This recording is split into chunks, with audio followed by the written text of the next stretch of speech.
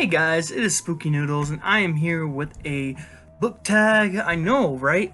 I haven't done a book tag in a little bit. Actually, that's a lie. I've done one recently. I can't remember when though, but I thought I'd do another one. I saw this one from my friend Paul. He sent this to me, and I thought, hey, why not I do it? So, without further ado, I have the book tag here. I'm gonna try to go fast because I don't want to be recording for too long. So, but first we have number 1, Misleading Initial Reporting, a book that turned out to be very different, not necessarily worse, than the first you heard of it. Now I'm gonna go with Bite by Richard Lehman. And as you can see, I did not finish the book. I got to 273 and quit. I should have quit much sooner, but I kept giving the book a chance. And I just eventually, it just became overwhelming, and I just couldn't read it anymore. It was so boring. So basically, what the back says is that I'll read the back for you, and then I'll tell you why it's different than what the book synopsis says. It's almost midnight. Kat's on the bed, face down and naked. She's Sam's former girlfriend, the only woman he's ever loved. Sam's in, which by the way, he doesn't love her, he lusts for her, so it's totally different. Sam's in the closet with a hammer in one hand and a wooden stake in the other. Together, they wait as the clock ticks down because the vampire is coming. When Kat first appeared at Sam's door, he couldn't believe his eyes. He hadn't seen her in 10 years, but he'd never forgotten her. Not for a second, but before the night is through, Sam will enter a nightmare of blood and fear that he'll never be able to forget, no matter how hard he tries. So that promises you an epic vampire story where they're chasing a vampire basically and trying to kill it, before it kills them. It's not what you get at all. I won't spoil it for you guys, but if you want to read it, it's it's different, and it promises you one thing and it gives you another thing, and the book just stinks. It stinks, and it's misleading. To me, it's very misleading. You think you're gonna get an epic vampire tale in 270 pages. They're still trying to, do something I can't talk about because I don't want to ruin it for you. But it's just such an aggravating book, and I wish I put it down sooner. Now let me put this back where it belongs in my did not finish pile. Alright.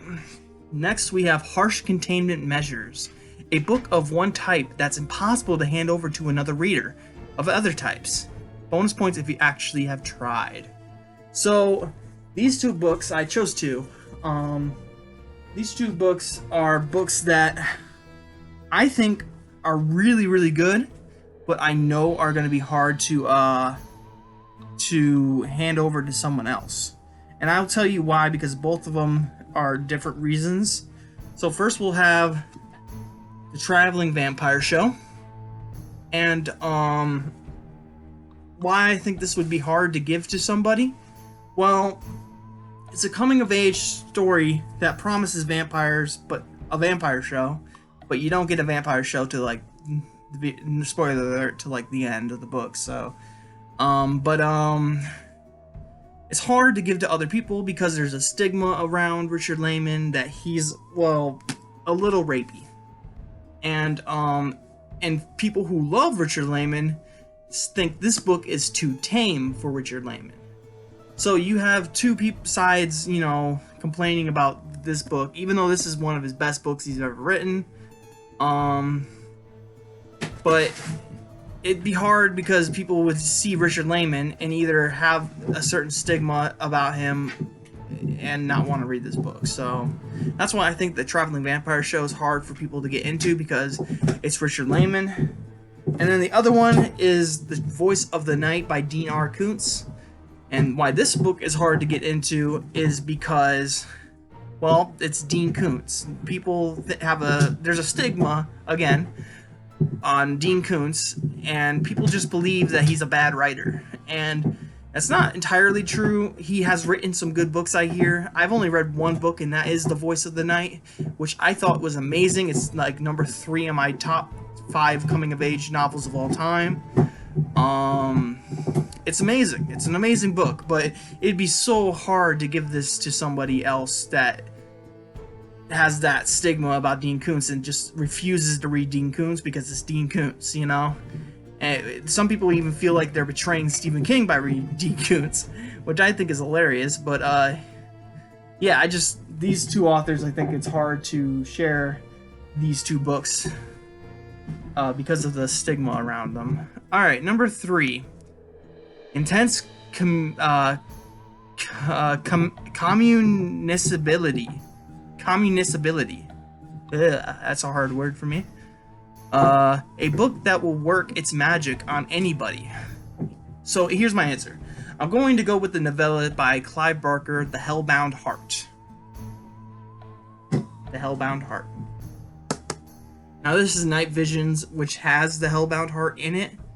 It also has stories by Ramsey Campbell and stories by Lisa Tuttle. But you get the point. It's The Hellbound Heart by Clive Barker. I also wrote, even though I know it can be daunting at times with all the big words he uses, but ultimately, I think everyone can enjoy this amazing story. His writing's superb, for one. It can be hard at times, but his writing is just amazing. And I'm sorry about my dogs in the background. They are playing with bones. But yeah, The Hellbound Heart is just a fantastic book. I think everyone will like it if they give it a shot. It's just an amazing story. It's just a small story, too. I don't even know how many pages, the novella is. I think it's the last story in this. Yep, it goes from 185 to... Let's try to flip the page. My finger's so dry. 278. So, that's almost 100 pages. So yeah, it's pretty good. Alright. Number 4, Serious Mortality, Mortality Rate. A book with a significantly noticeable body count. So, this is my problem, is I haven't really read any books with high body counts in them. So, I'm gonna go with Skins by Rath James White.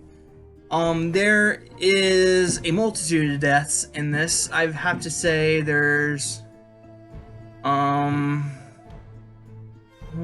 2, 3, 4, 5, 6, 7. I think there's 7 deaths in this book. Excuse me. There's 8 deaths. There's 8 deaths in this book.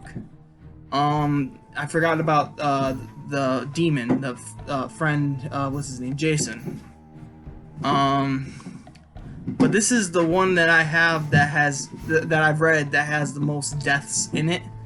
I guess I don't know why that is, but this one has 8 deaths in it, and it's pretty good stuff. I like this book a lot. I think I gave it 4 stars. It's just a really good book, and I can't imagine Rath James White's writing getting any better than this book. I feel like this was a really good book, and I think it's going to be hard to top it. Yeah, it's 185 pages long, and it's just a masterpiece of a book by Rath James White. So, and honestly, it's for a lack of a book with a higher body count. 8 deaths, though, is a lot to me in my reading. I'm sure if I read a zombie book, I could just say, like, half of the world or something like that, but I haven't read a zombie book, so... Quarantine Prep.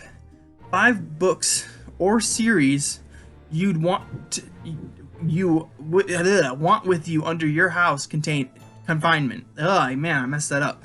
So I didn't choose 5 books. I chose one trilogy. And if you want to throw in 2 books, they have to be books that I've never read before, so I don't know. Just throw in 2 random books in my TBR, but I want to read this Psychomech trilogy, which is 3 books, and so you got Psychomech, you got Psychospear, and you got Psychomach.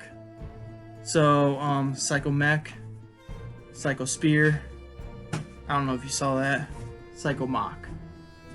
So yeah, I don't know if I'm going to like this or not. I need to read it in order to figure it out, but from what I hear, the Psychomech series is really good, and I got the trilogy, so it's gonna give me a taste of Brian Lumley's writing, and hopefully it gives me a good story. He's the author of the Necroscope series, which everyone in the horror community loves.